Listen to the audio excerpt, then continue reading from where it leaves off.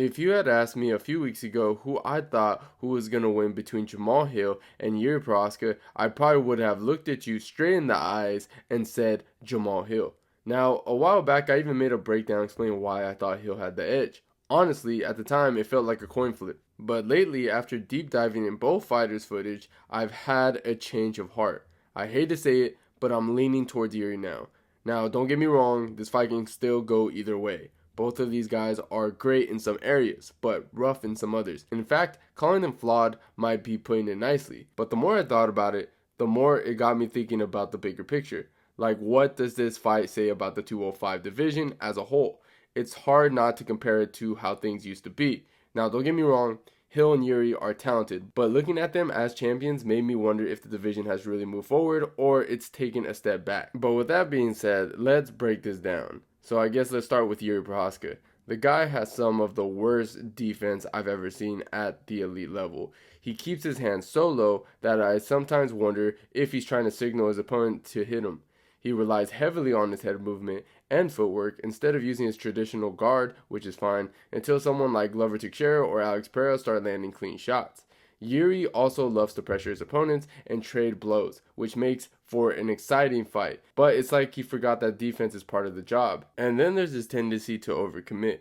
Yuri loves these big flashy moves like spinning elbows and like flying knees, but they often leave him off balance and exposed. It's like he's trying to win fight of the night instead of the actual fight. On top of that, he seems to trust his chin a little too much. Sure, he can take a heavy shot and keep going, but that's not like a long-term strategy. Yuri's lack of defensive fundamentals is another problem. Instead of having a structured defense, he relies on chaos to overwhelm his opponents. While it's fun to watch, it's not exactly foolproof. Against fighters with a solid game plan like Glover using his grappling or Alex Pereira's precision striking, Yuri gets picked apart. He also struggled to adapt mid-fight, which is why Glover was piecing him up and Pereira was finishing the job. Now you would think that this would make Jamal Hill the obvious choice, right? I thought the same thing at first. Hill has shown some solid boxing skills, and he has some decent power. He's more of like a volume guy, but the more I've watched, the more I realize Hill has some pretty glaring issues of his own. I mean, for starters, he's extremely hittable.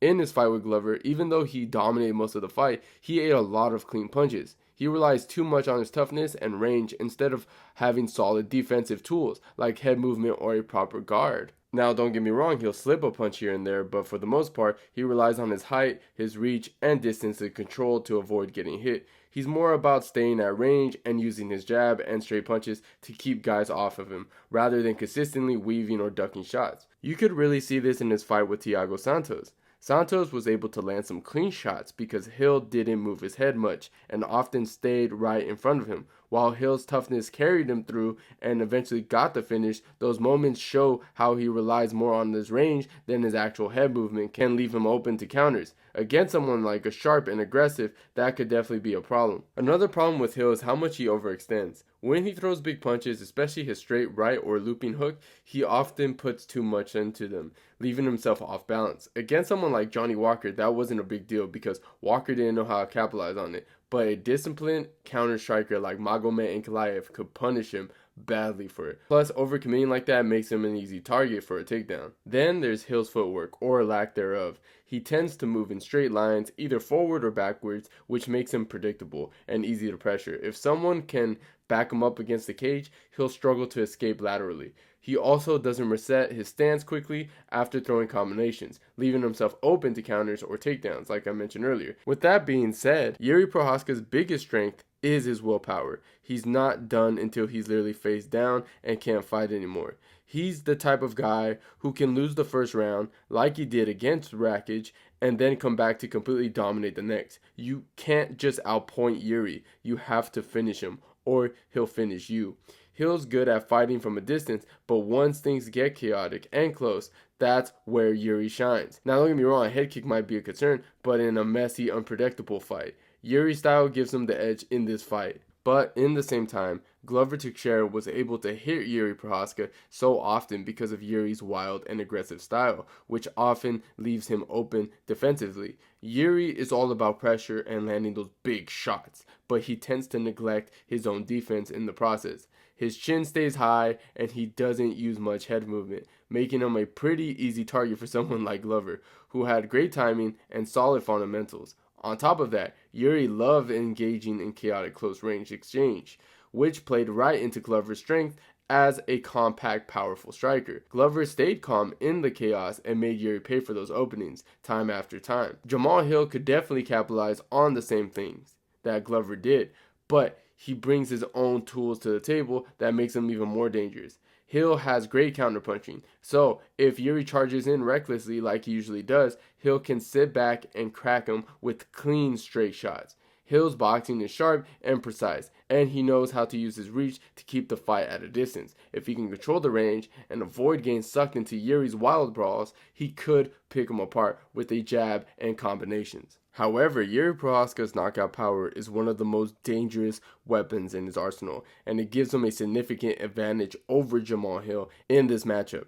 Yuri has shown time after time again that his striking ends fights in an instant, as seen in his brutal finish with Dominic Reyes and Rakic. Against Reyes, Yuri's power was full on display when he landed a spinning back elbow that sent Reyes crashing to the canvas in one of the most memorable knockouts in recent memory. The setup for that finish wasn't just luck, it was Yuri's relentless pressure and ability to mix up strikes and sheer force that created the opportunity. Against Rakic, Yuri showed how his unorthodox striking style can deliver devastating results, landing precise and powerful shots that left Rakic unable to recover. Yuri's power doesn't just come from his strength, it's the combinations of his explosiveness, timing, and unorthodox striking angles. He doesn't throw textbook punches, instead he delivers shots from unpredictable positions with full commitment, which catches his opponents off guard. His willingness to take risks also means he's looking for a fight-ending moment, and that's the unpredictability amplifies his knockout threat. Yuri's power could be a huge problem for Hill in this fight. Hill is a sharp striker with some solid precision, but he doesn't have that one-punch knockout power Yuri brings to the table. If Yuri can close the distance and drag Hill into a chaotic exchange, his ability to generate that fight-ending shot from awkward angles could easily turn the fight into his favor. Like I mentioned earlier, the thing with Hill is he's pretty hittable. He's shown in past fights that while he's good at controlling range, he still eats a lot of clean shots, especially when opponents push forward aggressively. That's exactly where Yuri thrives, consistent pressure and unpredictable strikes. If Hill's defense doesn't hold up or he gets caught in the chaos, it might only take one big shot from Yuri to end the night. I don't know, man. The fight has me on the edge of my seat every time I think about it. It's legit getting my blood boiling because I'm so freaking nervous. And honestly, I think... Nah, scratch that. I know Jamahal Hill cannot afford to lose this fight. People keep talking about fighters like Moicano and how he has that gimmick where he cannot afford to lose. But listen, man, forget that. Hill absolutely cannot afford to lose here. If he does, it's over for him. But with all that being said, I am going with Yuri Prochazka, and I want to know what you guys think who's going to win this fight, because honestly, it's kind of like a coin toss. It can either go either way, and at the end of the day, I'm just going to go with Yuri. Like, screw it, you know what I'm saying? But let me know in the comments down below. And if you enjoyed the video, please leave a like. And don't forget to subscribe to the channel if you haven't already. And like always, guys, I'll see you guys on my next one.